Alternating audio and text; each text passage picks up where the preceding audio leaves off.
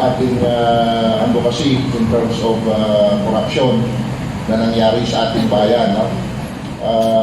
So this is a continuing corruption problem in our country, especially the DPWH. No? Special mention itong DPWH. Kung naalala nyo last, nag-file tayo ng complaint sa Ombudsman, which involved of 3 Congressman party list. At ito naman ngayon ay yung mga regional director ng DPWH na sinusulatan natin ng Bureau of Maintenance na si Director Ernesto Gregorio Jr. at ang Bureau of Research and Standard, no, Department of Public Works and Highways, na si OIC Director Rinaldo Faustino. Ito sila kasi yung may control, no, sa ating mga substandard or standard na mga materials. Ang atin dito, ang question natin dito, ito yung mga materials na fake, no, na ginagamit sa bawat regions. In terms, it's involved of more or less na sa 5 region na pinuntahan talaga namin, no? Kami mismo nagpunta at nakikita namin yung mga ginagamit talaga doon na mga materials ay sira na. Sira na. No? Wala pang 1 taon, wala pang 2 taon, sira na itong mga materials na ginagastusan ng ating government. Itong mga contractors na nakikita namin, ito yung mga list, no, na pinoward namin doon sa DPWH.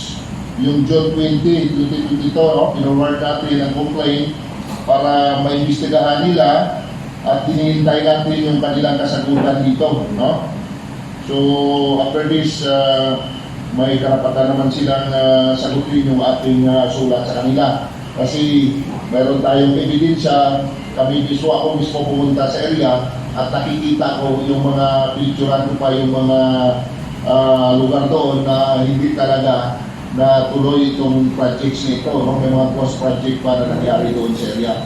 Especially yung Region 5, no? Yung Cordillera Autonomous Region, yung Pinggit. So, na-forward na natin sa DPWH at hinihintay natin yung kasagutan dito. Sir, question. Part 2 ba yan ng sinampan niyo sa Ombudsman? Yes, sir. Part ito ng 50 billion project ng slow protection area, slow protection ng mga landslide, no? So hindi naman natin masasabi na itong mga regional director ng DPWH at saka mga bids and award committee, hindi involved kasi sila yung implementing agency. Oh, yung implementing agency ay ang DPWH. So yung mga regional director na pinuntahan natin at sinulatan din natin ngayon para to inform kung alam nila itong mga nangyayari sa kanilang area. So ito na yun, na-receive na nila yung sulat, ang hindi ko lang alam ba't ang tagal sumagot. Sir, point of clarification lang. Hindi ko ba nakasampa na sa Ombudsman yan? Bakit hihingi pa kayo ng explanation sa kanila? Hindi ko ba dapat, kung isinampan nyo sa Ombudsman, kompleto na kayo ng mga dokumento, and you don't need to ask another documents from them. Explain.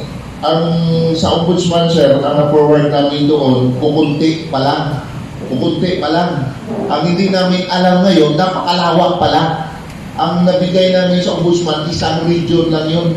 Yung Cordillera Autonomous Region lang na evidence. Hindi namin alam para hindi lang Cordillera Autonomous Region. Sa palagay ko, baka kung Pilipinas pa ito, yung mga pagsasabihin natin mga irregularities doon sa DPWH. Yun po, public knowledge naman ito. Kaya lang, kailangan talaga natin evidence talaga. Because I believe that evidence is the best document.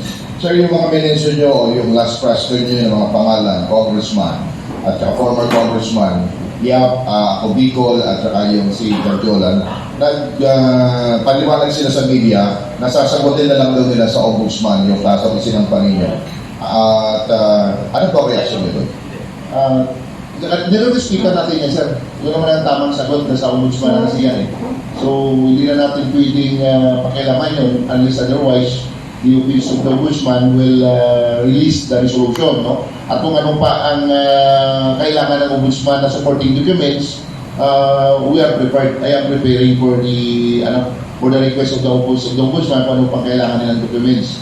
Pero ang sa atin kasi tuloy-tuloy yung ating investigations.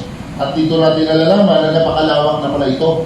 Hindi lang pala ito Region 5, hindi lang pala Cordillera Regions. In fact, yung ating ngayong evidence hanggang Region 4B, hanggang Romblon, hanggang Region 7, hanggang Region 8. So napakalawak na talaga itong sinasabi natin unumulos transaction or transaction dito sa DPWH at may mga may mga contractors na ipino-forward sa kanila para malaman nila at maban nila kasi itong mga contractors ay gumagamit ng fake materials galing China na sinusupply ng isang pagmamay-ari ng mga yacht.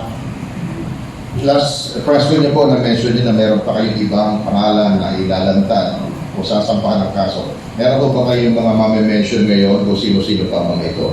In fact, kung ako ang service to our evidence, itong mga DPWH, no, na namin, na hinintay namin yung mga enough na evidence, no? In fact, ako ay pinapalam namin kay Director Ernesto Gregorio, no? Kasi siya ang Bureau of Maintenance, siya ang nakakalam dito, Director Ernesto Gregorio, at ang isa ay si Director Rinaldo Faustino, no? Sila ang nakakaalam nitong project kasi sila yung head ng Maintenance Bureau at ang isa ay head ng Bureau of Research Standards ng DPWH, no? Yung mga regional director na nasasabi natin na sa listahan natin na subject for investigations ay ang itong mga regional director ng Region 4E, Region 4B, no? Tsaka yung Region 7, Region 7. May mga 5 region ng DPWH na inanapan natin ngayon ng evidence. So with the help and cooperation also with the Department of Public Works and Highways, especially dito kay Director Faustino at kay Director Gregorio, sila ang nakakaalam ng mga projects na ito, no? Pag tayo, naghahanap din tayo ng mga ebidensya. At napupuntaan din natin yung mga lugar, ang mga lugar na sangkot dito sa issue nito, pinuntahan natin at mayroon tayong mga pictures. At mayroon din tayong mga, siguro may mga pinapit din kami nakukuha doon sa area na hindi daw tinatapos yung project.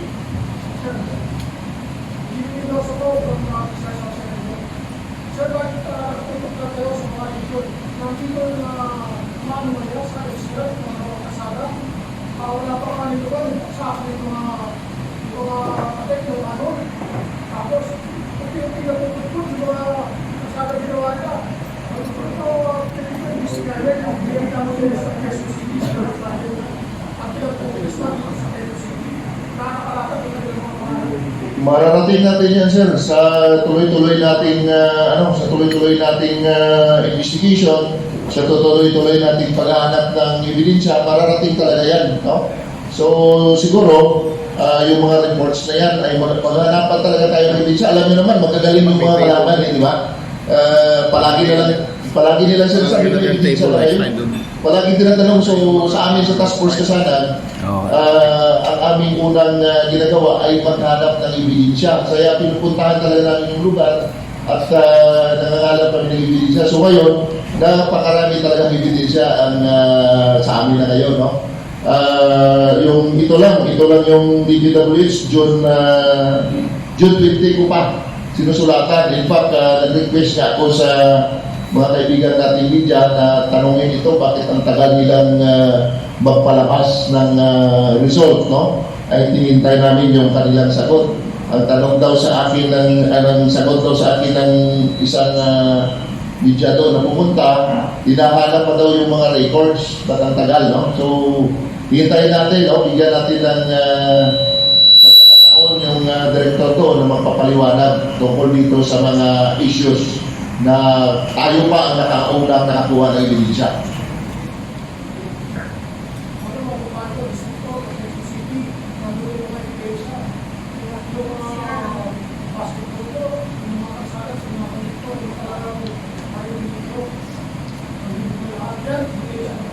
Sige sir, kung may mga tutulong sa atin na kukuha ng ebidensya, ibibigay lang sa amin diretsyo, no? At pag-aralan namin, meron naman tayong legal counsel dito na haharap dyan. At sa atin, walang personalan. Pagka may ebidensya, sasampa ka ng kaso para ombudsman ang mag-resolve ng ganyang concern, no? Wala tayong sinasantong pagka corruption ang pag-usapan, kakasuhan talaga. Good morning, sir. Sir, tukoy na po ba natin yung mga dealer o manufacturer ng mga substandard na bakal? Sir, nandito na sir, nandito na. Okay. Pwede nyo makuha mo yan kasi haba ng listahan dito ng mga contractors o ito. Kasama ba siya sa padadala ng mga letters? Ang sinusulatan namin, yung DPWH Regional Director, nasulatan na namin sir. Sinusulatan na namin sila at tinatanong bakit nila inallowed itong mga quick materials na ginagamit ng mga contractors. Ito yung mga contractors, yung list ng mga contractors, no? Na involved dito sa pagbigay o pagbinta ng fake materials galing sa China, yung materials. Kaya madaling masira yan. It's involved 50 billion pesos ang involved dito sa project. At I believe the integrity of the ombudsman, no? Kasi ipo-forward namin ito sa supporting documents doon sa una namin na file. Ipo-forward din namin ng itong mga contractors at saka yung inintay namin ang paliwanag ng DPWH kasi na-forward namin sa kanila yung later. Okay, so bali damay sila sir, lahat. Yung manufacturer sa kanyang mga dealer. Damay po sila sa kaso. Sige, dadami talaga yan kasi conspiracy of the crimes eh. Kaya ang aking hiningi dito sa DPWH, iba na nila yung mga contractors na nag-deliver ng kung hindi man sila involved, kailangan iba na nila yung mga contractors na nag-deliver ng fake materials.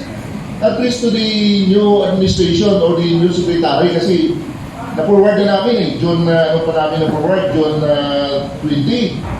Oo. So, kailangan na talaga nilang kumilos sa mga DPWH Regional Director dyan. Oo. Sa kanila kasi ito naka-address eh. Alam naman i-address natin ito sa iba that this is the implementing agency, ang DPWH. Sila talaga dito, no? Sila talaga ang concerned agency. At sila talaga ang mananagot dito, no? Sila talaga. Kasi nakalagay sa kanila eh.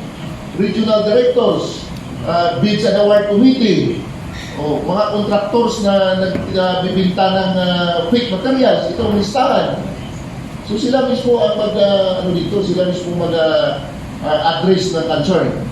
Sir, John, para lang sa kainawa ng lahat, kayo po ba isumulat lang sa DPWH o nagsapa na rin po kayo ng sabay ng aso sa ombudsman? In fact, sulat pa lang ito sa DPWH, no? Para mapalo up sila. Kasi very unfair naman na iliterahin natin sila sa ombudsman, hindi po natin susulatan. So, ang sa akin lang, magbigay rin sila ng paliwanag kasi ako mismo pumunta sa area eh. Pinuntahan ko yung area, yung mga projects na sinasabi nila. Ako mismo ang pumunta doon at napicturan ko pang area. Wala talaga yung projects na yung 50 billion, wala talaga doon sa Region 5, no? May mga picture tayo dito, ipakikita natin. May mga picture tayo dito na yung projects na yun, eh talagang walang nangyari. Ito yung mga pictures natin, no? Mga picture tayo tulad dito, no? Ayan, isa-isa yan. Pinuntahan talaga natin yan. Pati yung mga slope area na sinasabi nila na natapos nila, ito. Picture ko talaga yan, pinuntahan ko yung area. Ayan. Niwala pa yung 50 billion yan. Yan. O. Billion yan. O billion ba yan? Kung maniwala ka, billion ba yan? Yung ibang nagsasabi, hindi nga maabot ng 10 million yan. O 4 billion talaga. Ang project na yan. O yan. O. Ito sinasabi nilang billion. Billion ba yan? O kayo na mismo makakita kung billion ba talaga project. Hindi pa nga walang project doon. Tapos ang nakalagay dito, nakalapat na yung project. Sir, nagtataka tayo, bakit hindi po ito napapansin ng COA? Walang report, kami na-delay from Commission and Audit regarding this matter. Iwan ko lang sir, no? Kasi trabaho nila dapat ang tanungin natin kasi ang meaning niya, commission for audit or commission on audit, no? So, ang maganda dyan, tanongin yung kuwa eh. Iba na kayo ng kuwa eh, parang yung dating soldier, no? Si Solicitor General Alganayata, no? So, humingi tayo ng copy natin sa kuwa. Hindi rin sumisakit ng kuwa. Ang tagal na ano, daming procedures. Si Mr. Joe na yung susunod nila eh. Alam mo naman si Mr. Joe. Si Joe Pases. Ha? Palaging sinasagot, Joe, Mr. Joe. So, basta sa atin, after this, kung magpaliwanag man ang DPWH, already yung mga regional director involved dito, no? Yung Bids and Award Committee involved dito. At sila talaga yung implementing agency na mananagot sa kaso na ito. Sir, kung hindi sagutin yan, kung pinasuhan ko, hindi yan. Ay tama din ang sagot ni ng isang congressman. Sasagutin na lang nila sa ombudsman. At ang ombudsman na lang ang bahala sa kanila. Basta tayo, ipapaya natin itong complaint. Sa ayaw sa gusto nila, kakasuhan talaga sila. Sir, ito yung pinakita ng mga litrato ninyo. Kasama ko ba yun doon sa dating expose ninyo na tatlo policies para sinagawa sa Yes, kasama ito sir, kasama ito. kabilang ko yun sa budget million. Yes sir, tuloy-tuloy ito ha.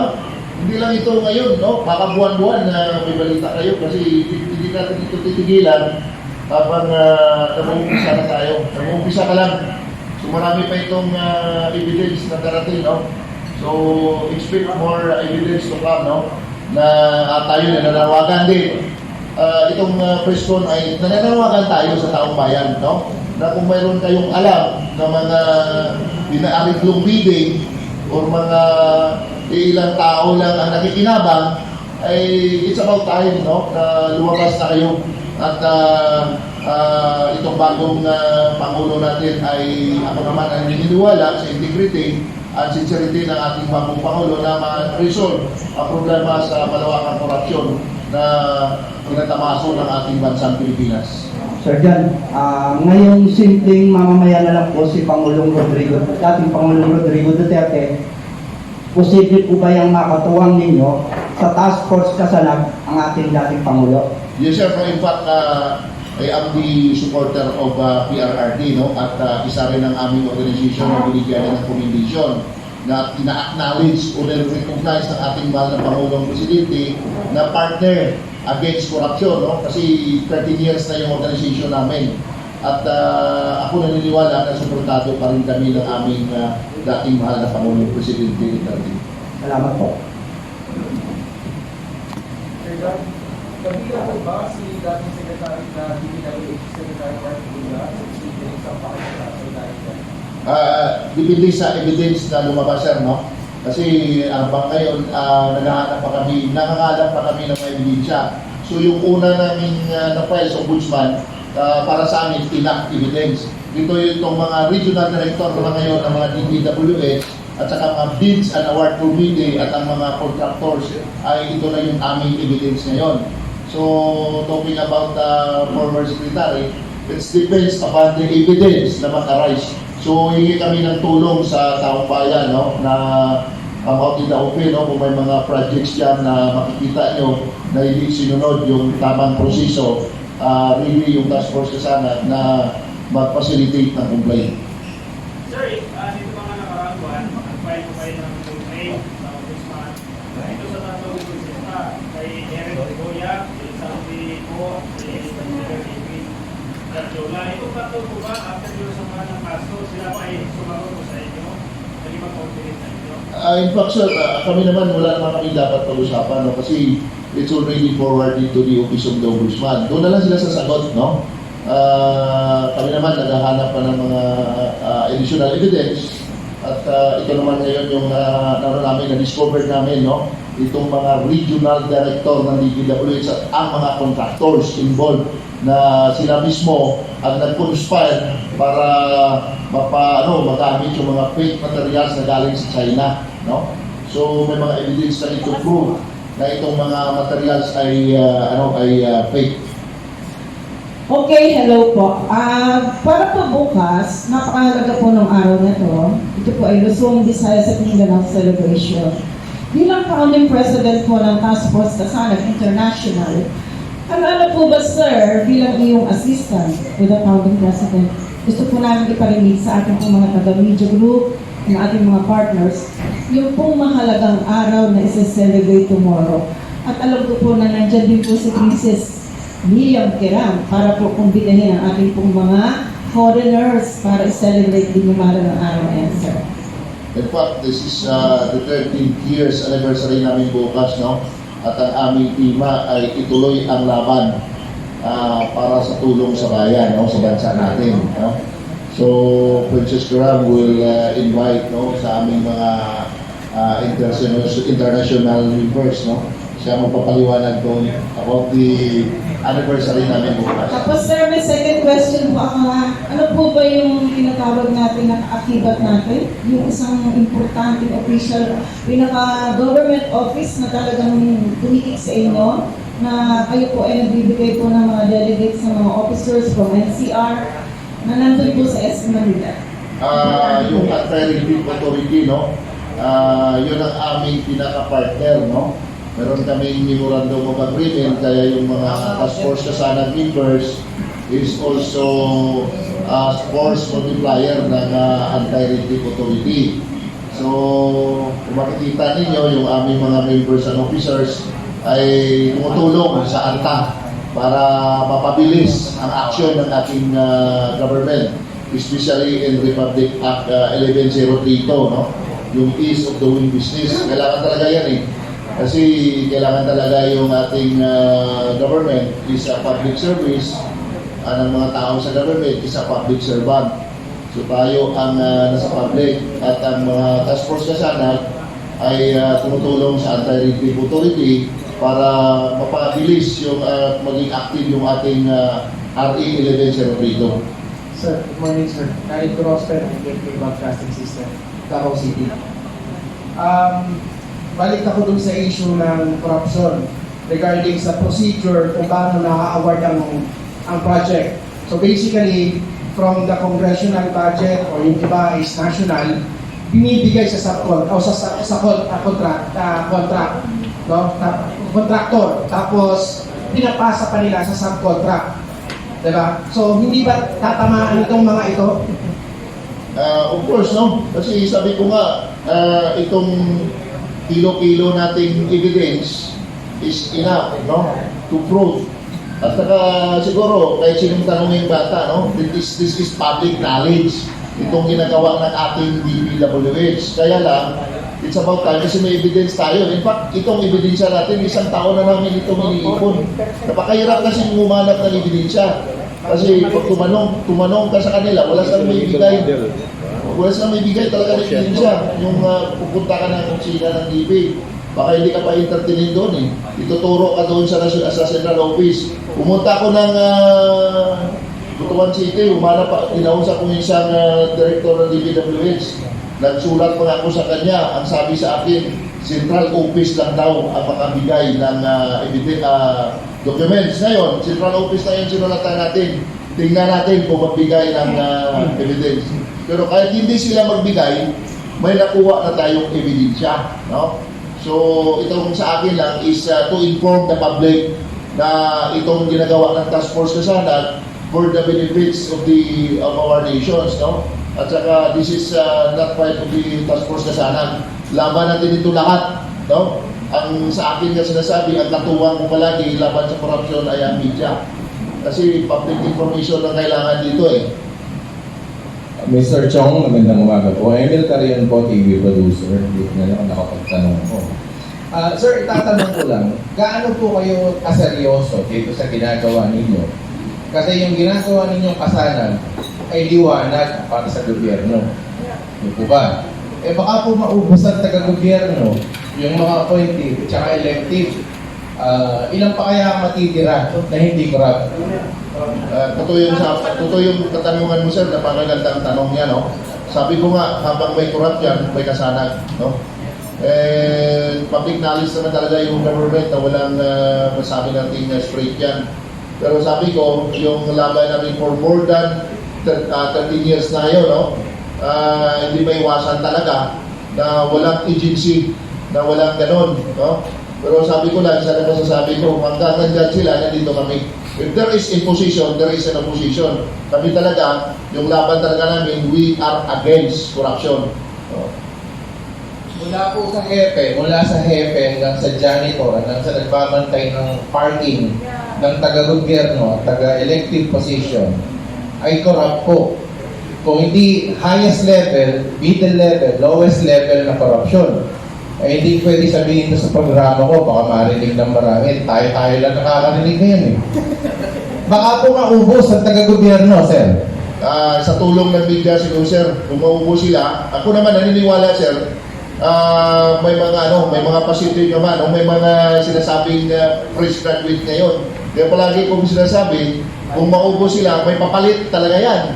Ako, naniniwala ako, kahit sabihin natin, may mga media naman na matitino. Okay. So ako, hindi pwede, parehas sa mga kaibigan ko, matitino yan eh. Pero sabi ko nga, ang point ko dito, may papalit talaga yan. Okay, Sa tulong-tulong natin, may mapapalit talaga yan. At yung mga alam ko nasa listahan, ibubulong ko na lang sa inyo mamaya. Maraming salamat, sir, sa tulong mo. Maraming salamat po, Emil Carion, TV Producer. Kasi si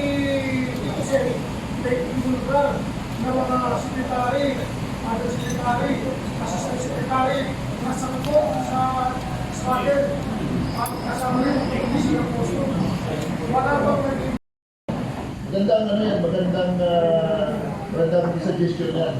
Makipag-ugnayan tayo sa mga concerned agency, makipag-ugnayan tayo sa Senate, makipag-ugnayan tayo, harapin natin kung may patawan sila, no?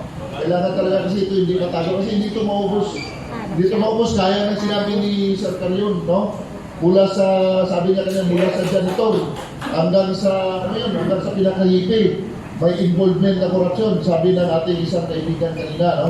So ako, naniwala ako na may katunayan ang kanyang sinasabi. Kaya naman, sa batas, hindi natin pwedeng sabihin lang, kailangan pa rin yung evidence. Sabi ko nga, evidence is the best documents. Kahit ano nating salita, kung wala tayo sinampang kaso, mangyari yan, nag-iingay lang tayo na walang patutunguhan. So, I need your help to gather more evidence against them. Pag may ebidensya, isasampa natin. Pero pag walang ebidensya, maghanap tayo ng evidence. sir, sakaling matawag kayo sa Senado. Ay, maganda yun, sir. Ayaw mo pag-ibigay yan, Yes, sir. Yes, sir. Yes, sir. sabihin natin kung mga sir. Yes, sir. Sana Napakaganda, sir, pag pinatawag tayo. That is the... In fact, nagsulat na kami, sir, eh. Alam mo ba, sir, yung sulat namin, ito ko lang ngayon, ibubulgar. Last 3 years, nagsulat kami during the time of Congressman Cartayon Alvarez tungkol doon sa PhilHealth na issue. Sumulat na kami doon sa PhilHealth pa lang, last 3 years, I think, no? Hinintay namin pinatawag kami, sinulatan namin, hindi kami pinapunta, no? Sinusulatan namin yan, at naghihintay kami, napatawag kami talaga. mga namin yan, sir. Sir. namin yung pag binigyan kayo ng proyekto ng gobyerno, baka tumigil na kayo. Sana wag naman. Sir Jan, yung possible na response, alam niyo naman yung mga naakusahan niyo po, may mga magagandang abogado. So gusto natin tanungin yung inyong legal counsel, Attorney Altaras. Sir, ano ang depensa natin dito sa response nila na kayo naman ay sampahan din ng demanda? Baka kami, usually, dinadamay din ng media pag naglabas po kami nito, mga cyber libel kami, mga libel kami. Ano po ang inyong preparation para hindi po tayo tamaan ng respa o counter na demanda laban sa inyo at pag dinamay din kami sa media, ito ang inyong mga inaakusahan? Actually, it's normal naman. If there's a complaint, there's a counter-complaint. Yung RESPA kasi sa atin.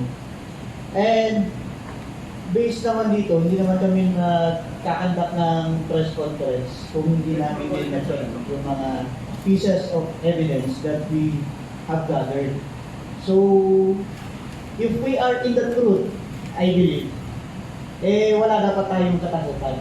So, we are ready if they will be filing a complaint against us. Any kind of complaint, sasagutin natin at alam namin na ang depensa namin is yung katotohanan. Meron na po ba?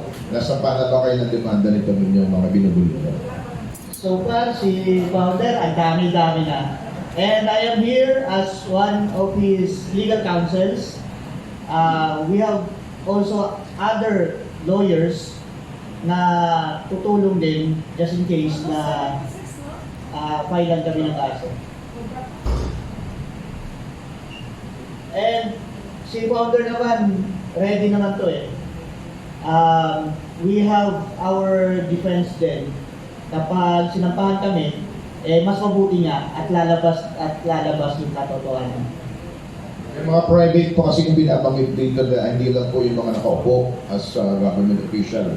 May mga pribadong sektor, mga kontraktor kayo sinampa binabanggit na pangalan dito.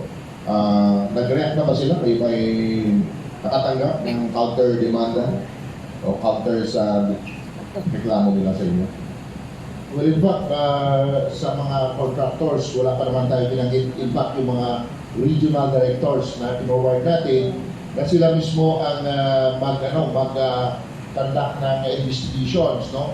At hinihiling pa lang natin sa kanila, the implementing agency, na sana iban nila at kung meron silang evidence, bigyan nila kami, no? Dapat cooperation ito eh. Dapat mag-cooperate din ng central office ng DPWH, no?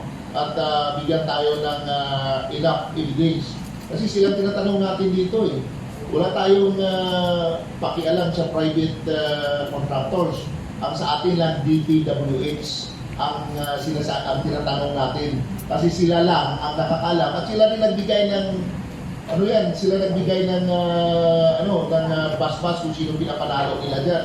So wala tayong control sa private ha. Ang ating lang yung mga DPWH regional directors na sila yung umahawak at nag-implement ng proyektong ito na napakalaking halaga.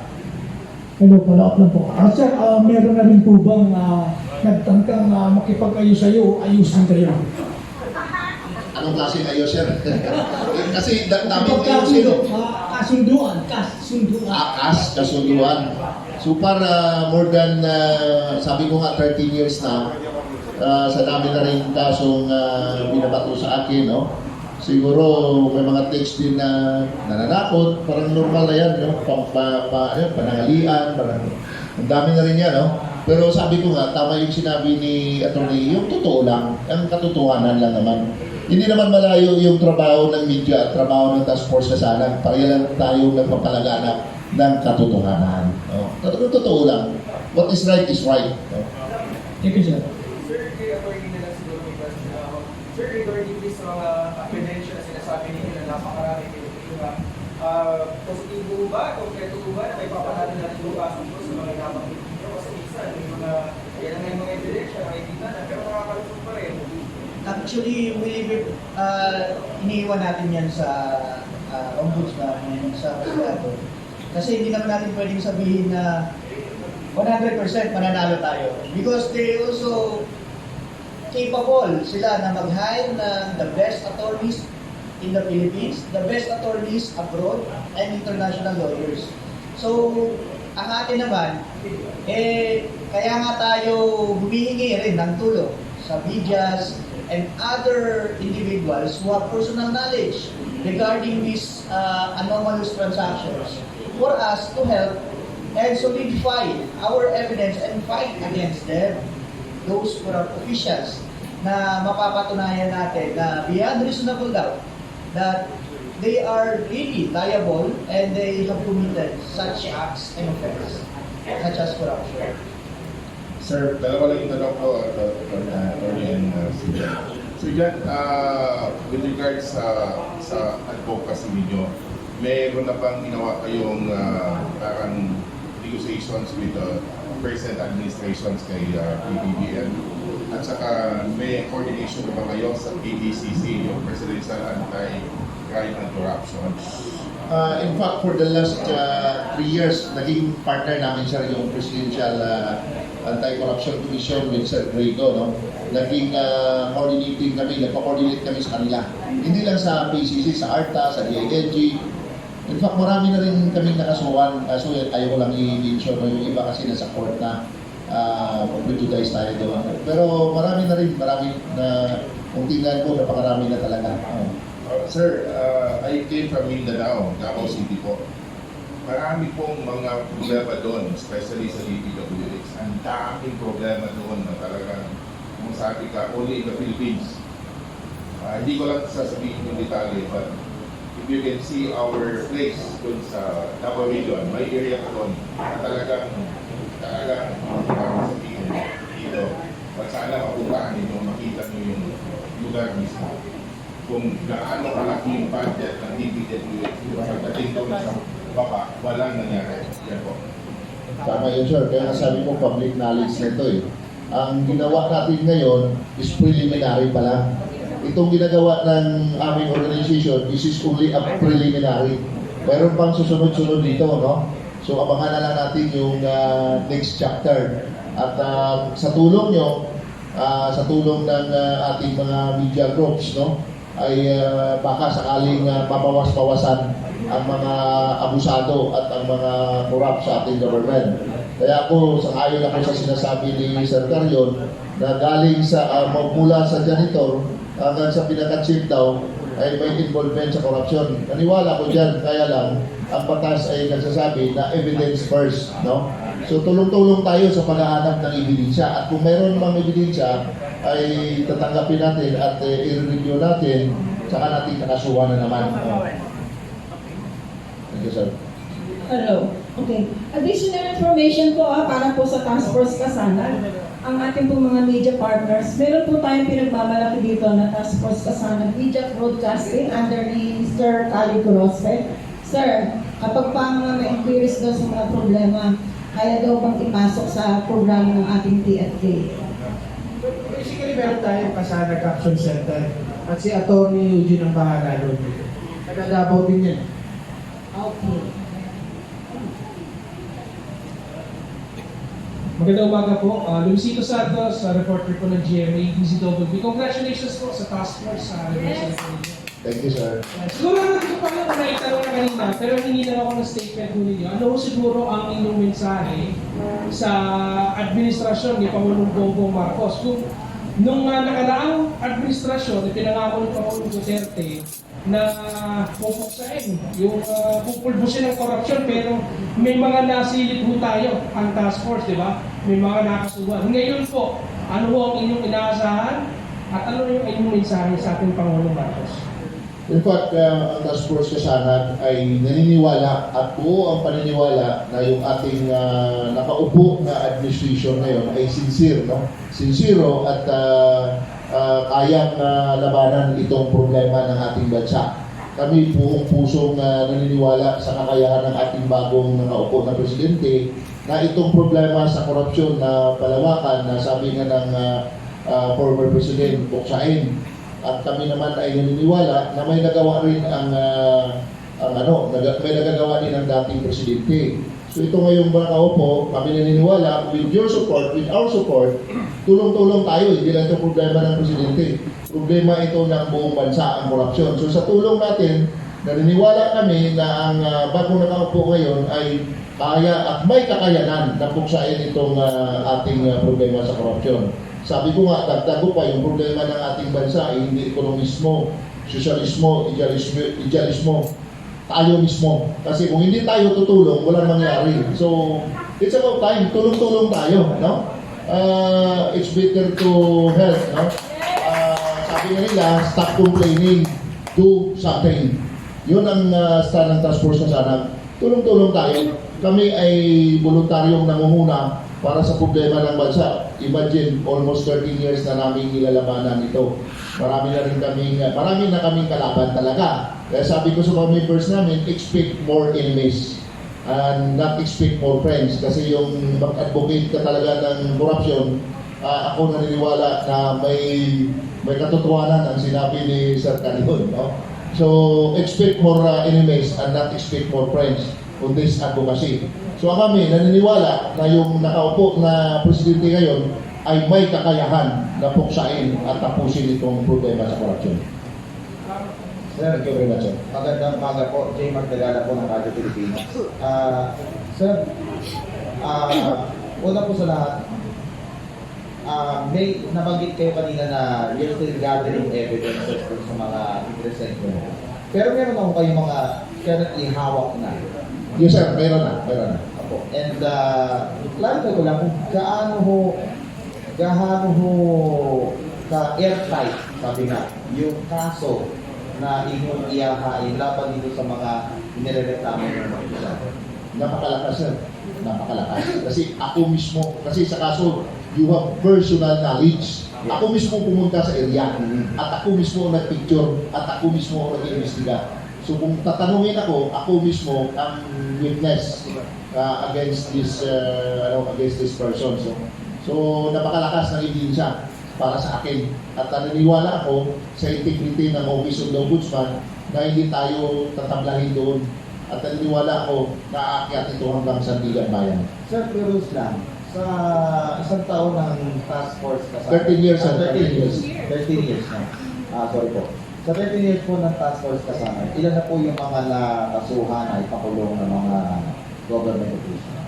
Sir, siguro may nasa Bucor na ayaw lang pagitin ng pangalan. Kasi yung iba kasi, yung iba kasi na nasa court na talaga. Alam niyo naman sa court, magiging sa judicial tayo kung babagitin natin. Pero kung bilangin ko lang sir, yung mga nasa more than 300 na yan, ang nakasuhan namin. Anong posisyon? Hanggang may mga sulat kami dyan sa House of Congress, na ilan dito sa PhilHealth, may mga doktor na rin na nawala ng lisensya, may mga abogado na rin na na-disbar, may mga abogado na rin na nasuspend. So kami, kaya nasabi ko, kung tanungin of sincerity, yung 13 years ba is not enough for our sincerity? Napakaba na yan eh. Kasi pag nagtayo ka ng isang organization, 3 taon, 4 na taon, mahihina ka talaga kung wala kang commitment. So kami, naniniwala kami na our commitment is serious, no? Kasi 13 years na nga eh. Sir, lastly na lang. Pagpasensya nyo, kung dede-dede sa advocate lang ako. Unahan ko na. Dahil sigurado kapag narinig ito ng mga views, ang sasabihin nila, nagpo-forok shopping lang daw kayo. Ano po ang pwede mong i-counter sa kanila? In fact, yung mga kaso na ganyan, parang normal na sa amin yan. Ganun talaga ang sakasakutan yan, no? Pero kami, naniniwala kami na nobody is above the law. And the law may be harsh, but it is still the law. Sige, sir. Yung Santos Construction Development Corporation, kasama rin kaya sa Aston Martin. In fact, sir, wala pa yan. Wala kaming private individuals pa na kinasuhan. In fact, all of our complaints against the government agency mula, no? Yung sa first na sa ombudsman, sa first ombudsman yan na nagdalambay namin po na last. Kasama yun.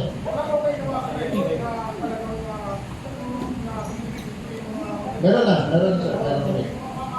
Yes.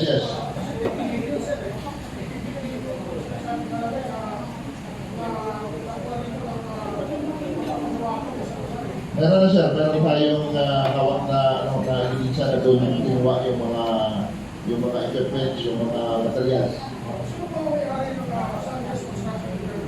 Yung isang congressman, si Santico. Di wala tayong magawa dito na yan. Dito naman yung dokumento eh, di ba? So, yes, andito lang. Yes, sir. Nasa ombudsman lang. Kaya tama yung sasagutin nila sa ombudsman. Thank you, sir. Okay, so bilang for the information po, ang task force na sana po ay kaakibat din ng PICA-G. Sir, founding president, would you like to mention kung ano-ano po ang mga binibigay sa ating suporta, kaya po malakas ang loob ng PFP, under ng PNP? In fact, yung task force kasanag is also a partner of the PICA-G, the National Police, partner of Anti-Rape Authority, and recognized by the Office of the Ombudsman Visayas. Na-recognize nila yung ating ginagawa. So, tayo naman ay naniniwala na hindi naman lahat ng nasa government ay fight with corruption. Meron din yan na marami pa rin matitinong tao. Hindi lang nabigyan ng pagkakataong mag-servisyo.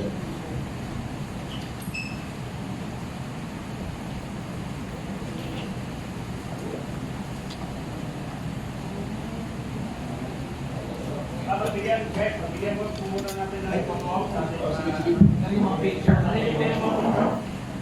Balik na kami sa camera.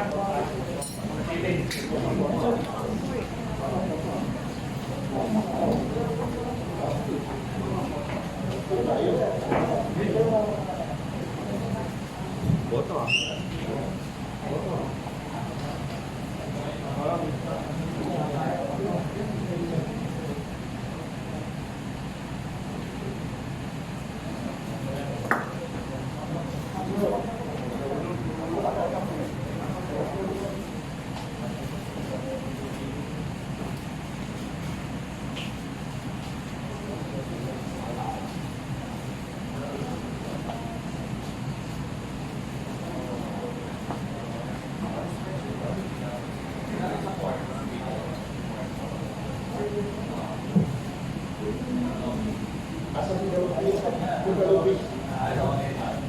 Yung sarap. Central office yan ah.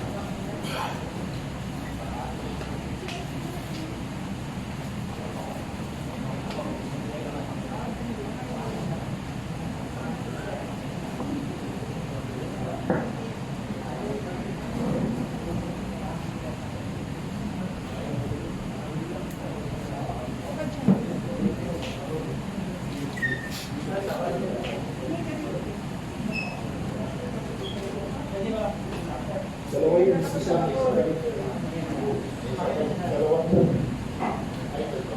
Dalawang siya. Dalawang direktor kasi yung nalapan.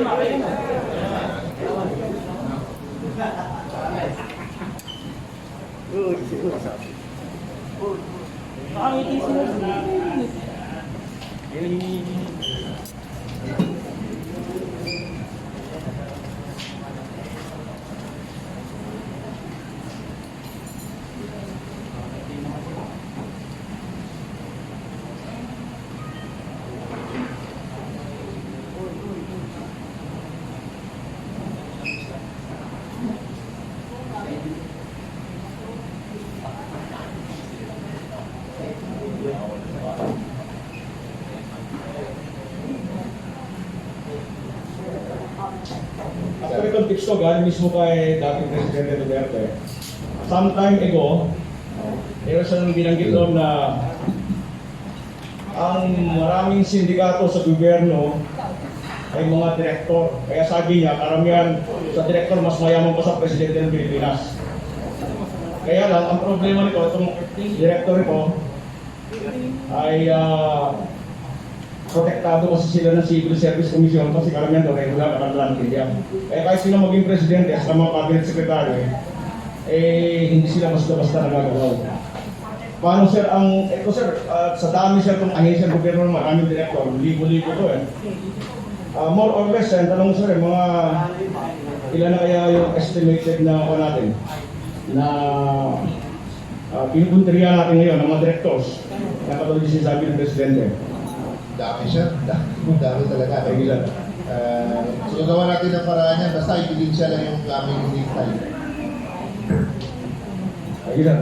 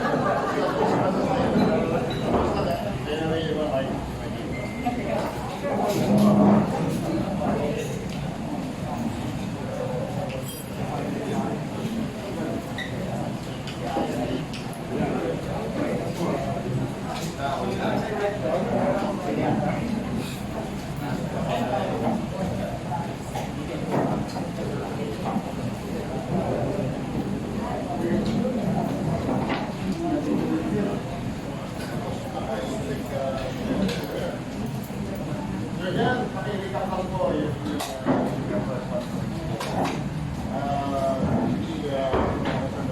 continuing fighting against corruption sa ating bansa. So, in fact, ginawa natin, pinapaalam natin sa publiko kung ano yung nangyayari sa ating bansa at pinapa-inform natin yung bagong nakakot na administration kung ano na talagang ang nangyayari sa corruption po sa ating bansa. Yun po ang mga kami may mga simulatan na yung mga institution ng nagbibigay tayo ng information kung nagtatanong tayo Ay, okay. Okay. information kung totoo itong hawak natin dyan na pinuntahan natin sa India dahil hindi tayo na file, no? Punta tayo ng procedure sa bibigyan ang sabi ng bibigyan at hawak natin sa ay binabalik natin sila to confirm kung ano ang nangyari dito sa mga project dito, symbol of 50 million pesos. So ginawa natin, siguratan natin yung Central Office ng DPWH to confirm our evidence, no? Kailangan din natin sila ipaalam na ito yung hawak ng so hinihintay natin yung response nila at kung hindi nila sasagutin, basta nila yan. Basta kung natin sila, sinusunod na namin yung mga concern like sector at ang Central Office to inform kung saan natin yung kanilang project at kaya nakikita kami yung mga evidence na hindi talaga hindi talaga tugma yung sasabi ng project. Ang project mo yan, Yung magkano involved na